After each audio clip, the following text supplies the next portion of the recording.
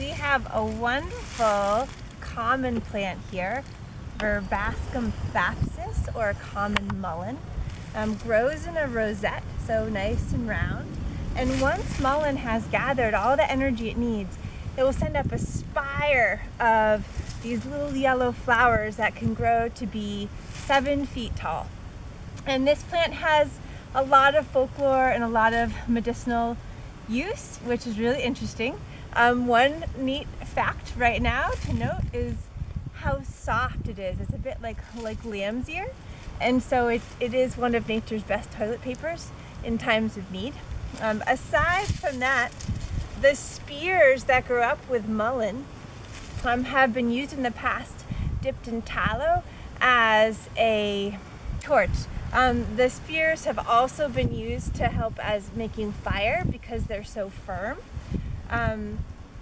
Mullein combined with coltsfoot, which now is starting to show this nice coltsfoot shaped leaf, are often combined as antitussives or expectorants to help with coughs or colds. So when my daughter was young, she used to get this croupy cough at night, and I would take the dried leaves of mullein and coltsfoot and make a bit of a smudge. So you burn the dried leaves, and I would burn that in her room as she was going to bed.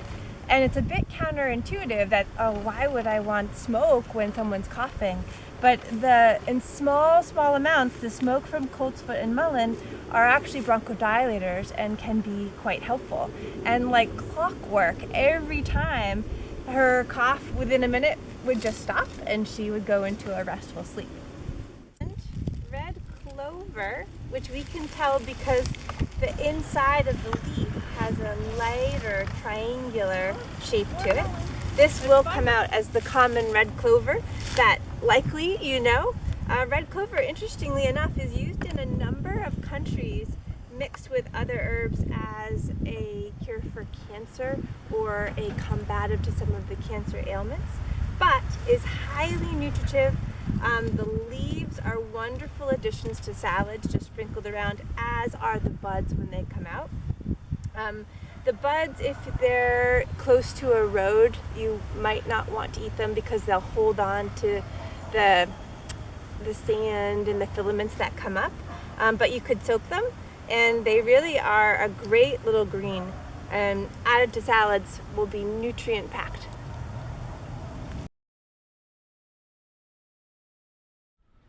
So I am hanging out with a natural beauty. This is a beautiful stand of Sanguinaria canadensis, or bloodroot. Bloodroot is a poppy family plant with a single leaf that wraps around this delicate white, gorgeous little flower.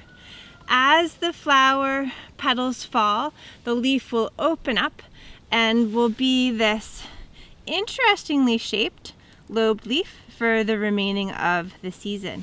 Sanguinaria canadensis is a rhizome and is called bloodroot. If I can find some of the root to show you. Here's a little bit. Because, note that I am picking this with gloves, sanguarine, the alkaloid in bloodroot, here is a nice example, is toxic to the skin and needs to be used in preparation with other solutes to be used, as it is often used in treatment of skin blemishes like moles and skin tags and warts. There actually are a couple of products on the market in America that have constituents of bloodroot in it to treat these things.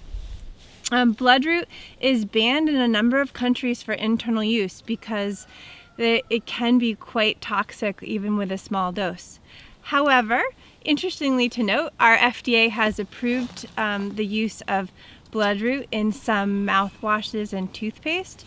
Historically, Native Americans chewed on a little bit of the root to help with gingivitis and other mouth sores. This is not something that I would do because this is a very, very powerful plant and that could lead to some issues. But it's interesting that the FDA has approved this to prevent plaque formation on the teeth.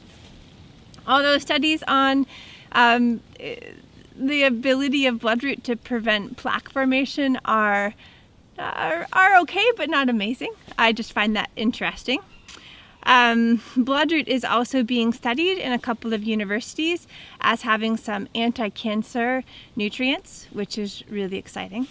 Bloodroot has a really symbiotic and interesting relationship with ants, where ants collect and use the seed of bloodroot as food and bring them into the colony, but then by being in the colony, the seeds are preserved and later can come and grow into more bloodroot. So seeing how this is the most prolific stand of bloodroot that I've ever seen, I'd like to believe that there's also a healthy colony of ants around here. So, sitting here with bloodroot mixed with one of the most known invasives, Japanese knotweed. The Japanese call it itadori, or tiger stalk. When knotweed first comes up, it is striped, kind of purple and green. And until knotweed is about 11 to 12 inches tall, it's really a great edible. Much like rhubarb, has a little bit of a sour taste. If it's really getting woody, it's beyond edibility just because it's non-palatable. However, it's a great food. You can use knotweed just like you'd use rhubarb. You can also peel knotweed and cook it more like asparagus. Knotweed was brought purposefully to the United States in the 1800s from East Asia to help stabilize riverbanks, and then it quickly became an invasive. However, aside from being a great edible in attempts to control it, knotweed roots are being used by clinical herbalists as a component of helping those with Lyme disease, as well as other things. In Asia, because this is an Asian plant and they've used knotweed for a long time, there's a lot of studies about knotweed being anti-inflammatory if taken over 6 weeks. However, I just want to note that clinical herbalism, using plants as medicine outside of food, really needs to be done with the wisdom of a clinical herbalist. We have a number in Vermont and Addison County.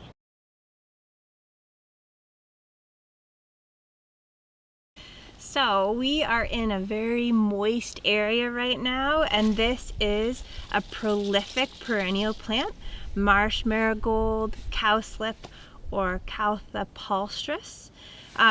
Marsh Marigold here is not flowering yet. You can see all these buds coming, but look on wet areas on the sides of the roads. I see this often when I'm driving, and I'll see yellow areas with these succulent looking leaves, and this is Cowslip.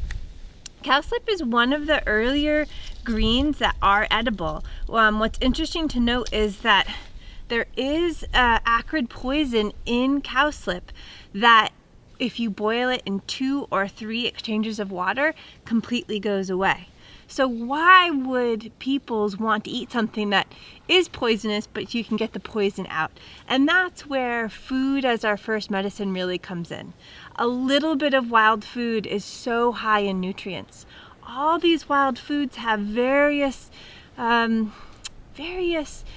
nutrients and vitamins, like vitamin A, vitamin C, riboflavin, thiamine, iron, on and on and on. And the wild foods have often an even higher component than their cultivated counterparts. So as long as you're knowing what you're picking, you're knowing that they're not sprayed with pesticides, and you know how to prepare them, a little wild food goes a long way in keeping you healthy.